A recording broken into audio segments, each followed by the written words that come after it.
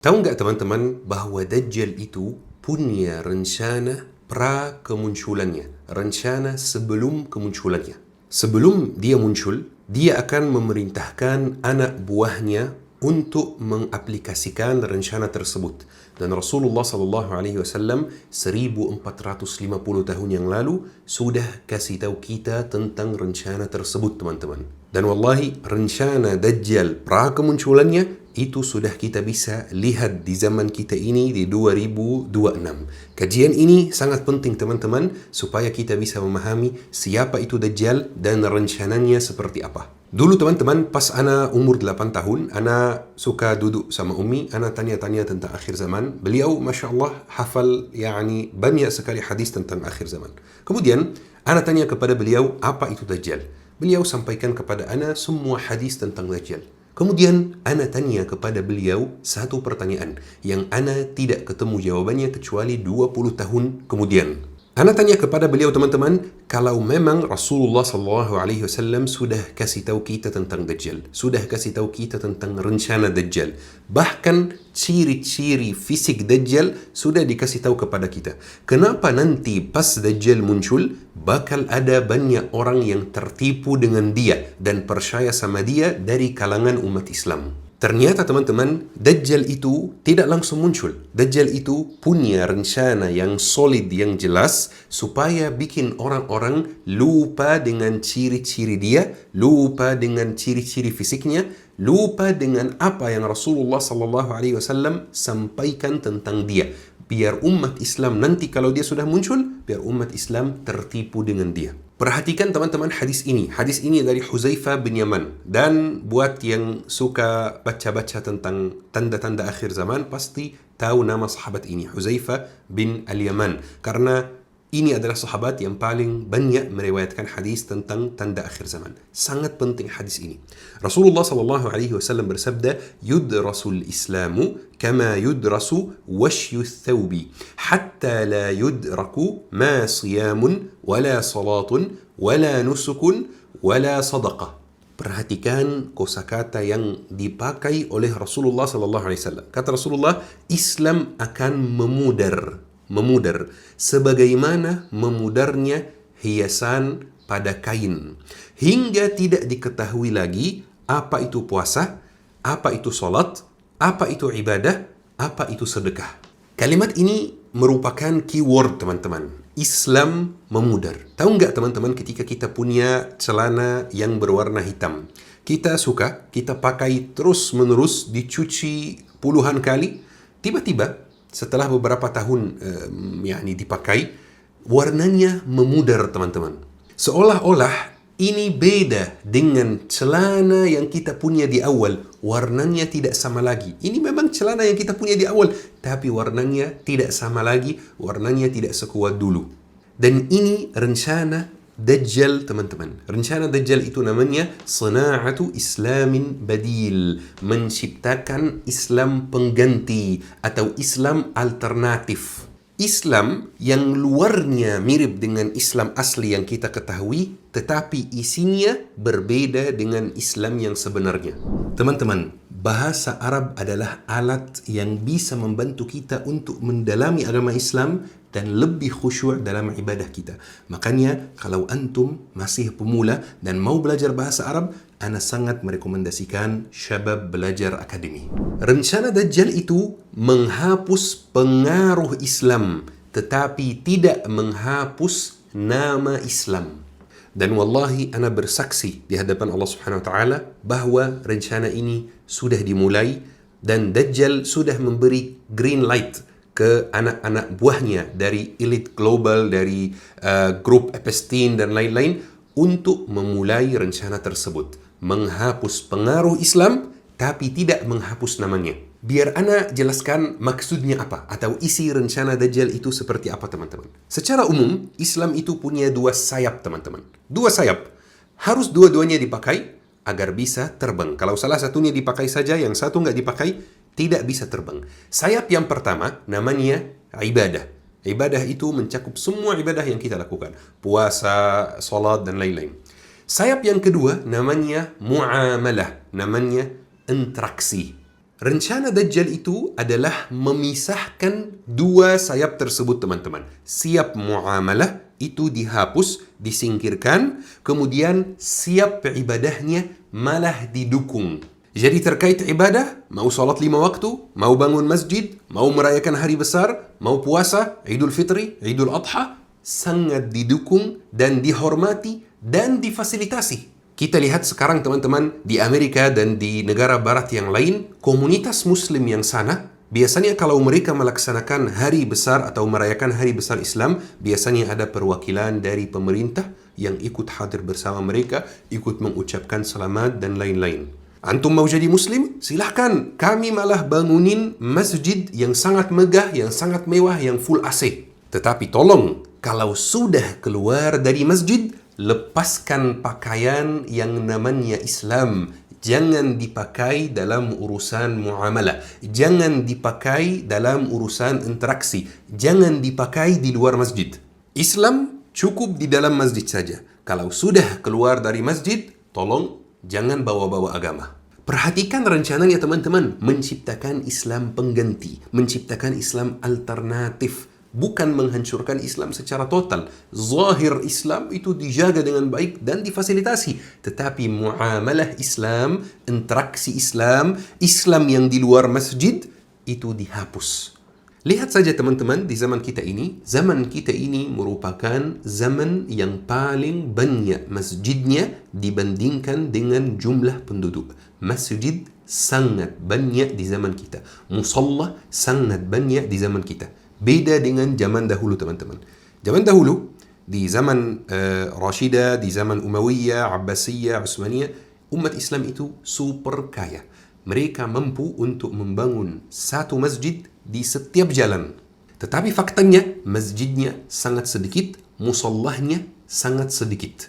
Karena zaman dahulu teman-teman, pemimpin Islam, umat Islam tidak membangun masjid baru, musallah baru, kecuali mereka memastikan bahwa masjid yang sudah dibangun itu sudah melaksanakan tugasnya dengan baik. Bahwa jamaah masjid yang sudah dibangun itu sudah mempraktikkan Islam di dalam masjid, yaitu ibadah, dan mempraktikkan Islam di luar masjid, yaitu muamalah. Sangat berbeda dengan zaman kita. Zaman kita ini teman-teman, masjidnya terlalu banyak. Tetapi tidak ada satu pun negara di muka ini yang menerapkan Islam, menerapkan syariat secara totalitas 100%.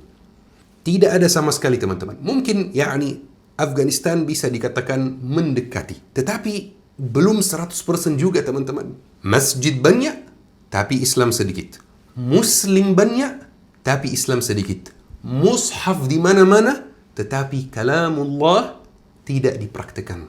Ini adalah rencana Dajjal teman-teman. Kita harus tahu teman-teman bahwa Dajjal itu bukan sosok fiksi yang tidak ada misalnya. Dajjal itu manusia. Dajjal itu ada di antara kita sekarang. Ana rekam video ini di 2026. Dajjal itu ada di sekitar kita di muka bumi ini teman-teman.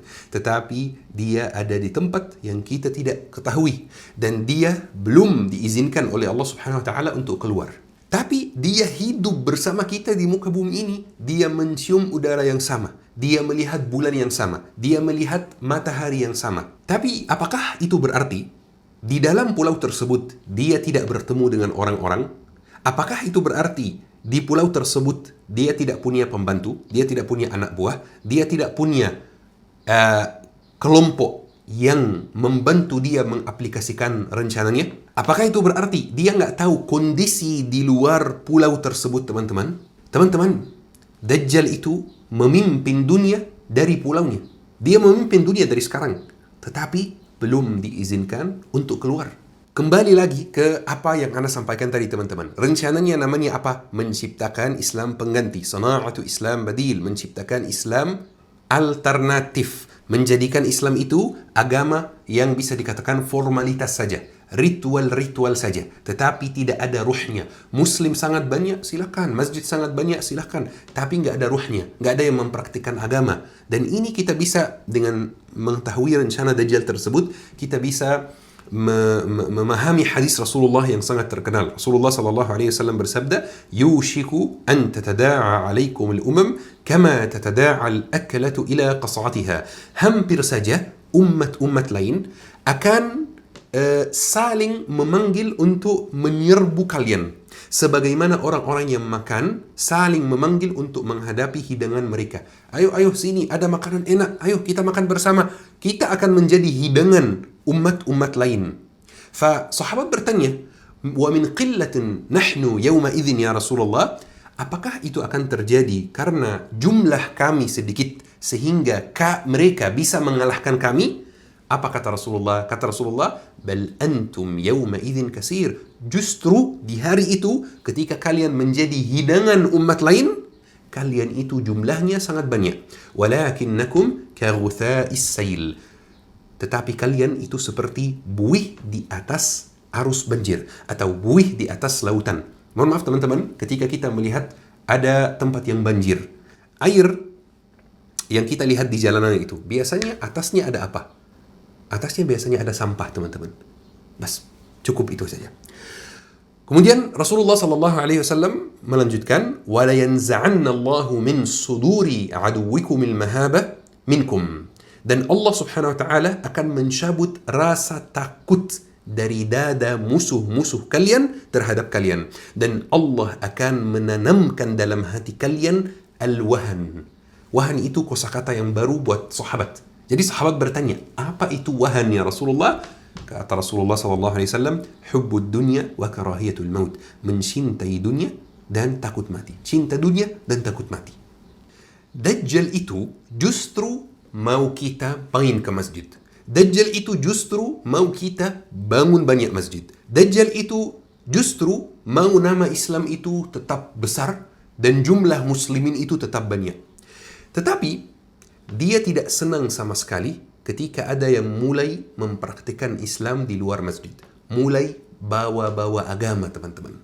Dajjal itu senang ketika ada seorang muslim yang masuk masjid untuk sholat. Kemudian dia sholatnya khusyuk sekali. Sangat khusyuk. Tetapi ketika dia keluar dari masjid, dia lepaskan pakaian yang namanya Islam. Muslim hanya di dalam masjid saja. Sehingga ketika dia pulang ke rumahnya, ketika dia berumah tangga, ketika dia berbeda pendapat dengan istrinya, dan nada suaranya mulai tinggi, dia KDRT istrinya. Dajjal senang ketika dia ceraiin istrinya, kemudian dia kabur. Tidak menafkahi istrinya, tidak menafkahi anaknya. Dajjal itu senang ketika melihat seorang wanita pergi ke masjid untuk salat dengan khusyuk. Tetapi pas dia pulang ke rumah dan dia ada masalah rumah tangga, dia angkat telepon dan dia bicara sama ibunya dan menyampaikan kepada ibunya semua rahasia rumah tangganya. Tidak menjaga rahasia rumah tangga, disampaikan dengan dalih curhat, teman-teman. Dajjal itu senang ketika ada seorang muslim yang pergi ke masjid, salat dengan khusyuk, zikir, tetapi keluar dari masjid, melepaskan pakaian Islam, kemudian dia pengen beli rumah, maka dia ambil KPR yang ada ribanya, KPR yang ada bunganya.